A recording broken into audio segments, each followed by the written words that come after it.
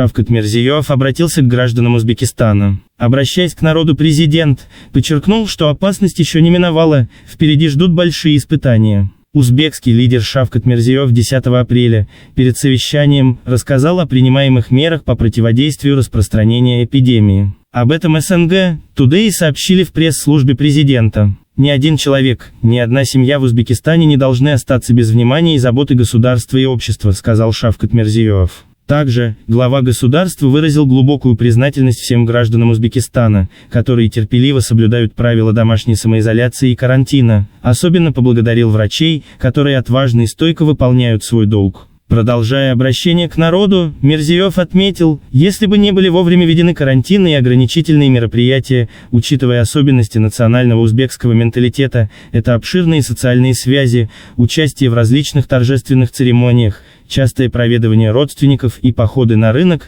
то тогда заболевших и человеческих потерь могло быть гораздо больше. Руководители 6 секторов на местах, все ответственные лица и закрепленные министры должны работать не покладая рук, сказал руководитель страны. Отметим, что благодаря предпринятым мерам против коронавируса, в стране удалось замедлить распространение инфекции в течение месяца. Также, страна закупила у РФ 500 аппаратов АЛФ. Кроме того, приобретены тест-системы, 200 тысяч из КНР и 50 тысяч из ФРГ. Шавкат Мирзиёев подчеркнул, что в борьбе против эпидемии Узбекистан тесно сотрудничает с международным сообществом. В связи с этим, 10 апреля состоялся, посвященный этому вопросу, внеочередной саммит Совета сотрудничества тюркоязычных государств в формате видеоконференц-связи. По видеосвязи между собой пообщались и обсудили актуальные темы лидеры Азербайджана, Казахстана, Кыргызстана, Турции, Туркменистана, Узбекистана и Венгрии, а также к разговору присоединился гендиректор ВОЗ Тедрос Атханом Геобресус. На саммите договорились о сформировании в рамках Тюркского совета совместной системы эпидемиологического надзора,